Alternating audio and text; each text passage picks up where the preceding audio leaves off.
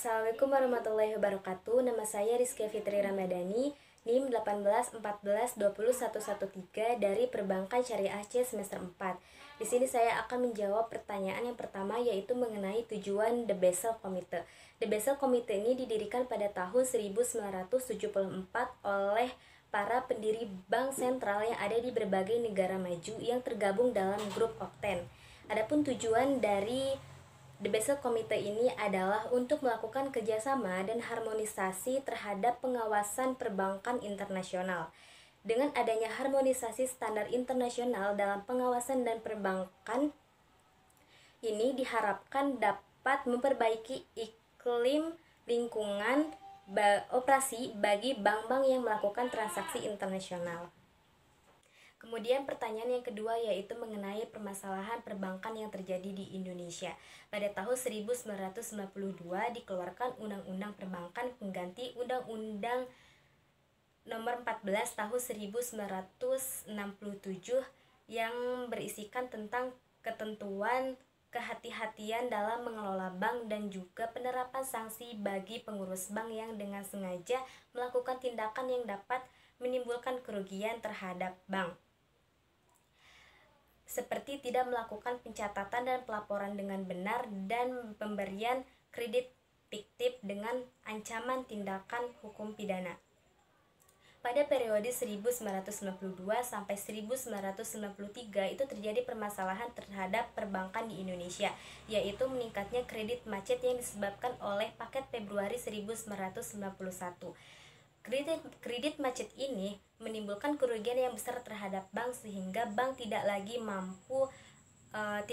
mau melakukan ekspansi kredit.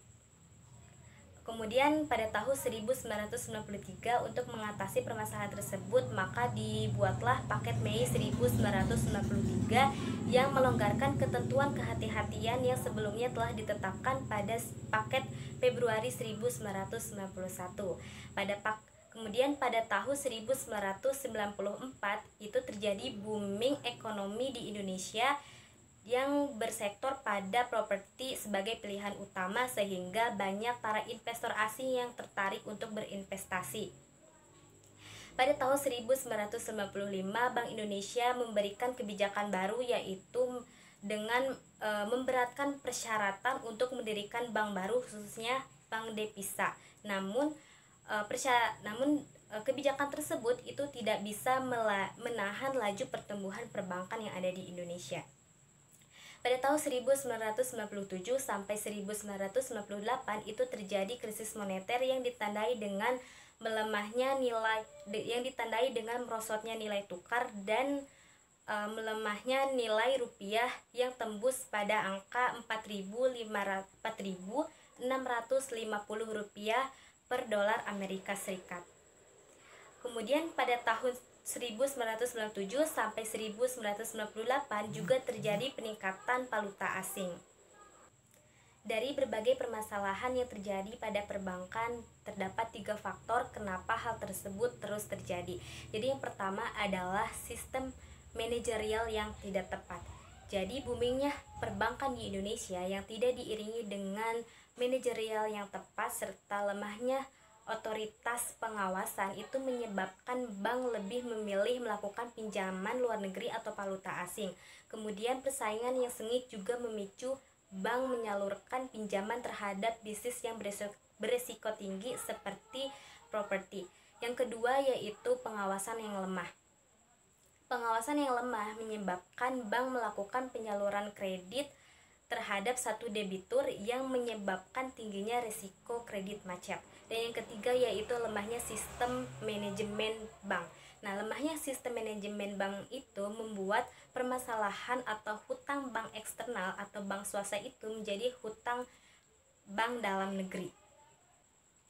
Dan pertanyaan yang terakhir yaitu mengenai pengawasan yang efektif.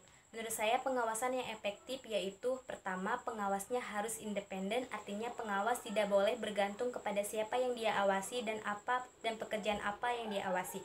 Kemudian yang kedua, status jabatan dari pengawas itu harus lebih tinggi dari status jabatan yang diawasi. Yang ketiga, harus ada prosedur yang baku, tertulis dan juga teruji sebagai paduan bagi pengawas untuk melakukan pengawasan. Yang keempat, pengawas harus mempunyai sikap kejujuran yang tinggi. Yang kelima, pengawas harus mempunyai skill dan juga kemampuan yang memadai.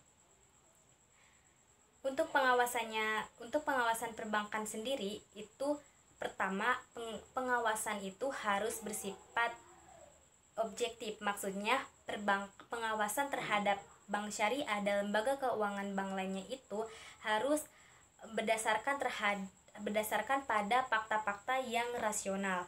Kemudian yang kedua, pengawasan terhadap bank harus bersifat independen, artinya tidak boleh berpihak dan juga tidak boleh dipengaruhi oleh karena adanya hubungan seperti persaudaraan, teman, status jabatan dan lain sebagainya. Dan yang ketiga yaitu sistem. Pengawasan terhadap bank syariah atau lembaga keuangan syariah itu harus memenuhi prinsip manajemen, yaitu harus adanya perencanaan, pengorganisasian, pelaksanaan dan juga pengawasan.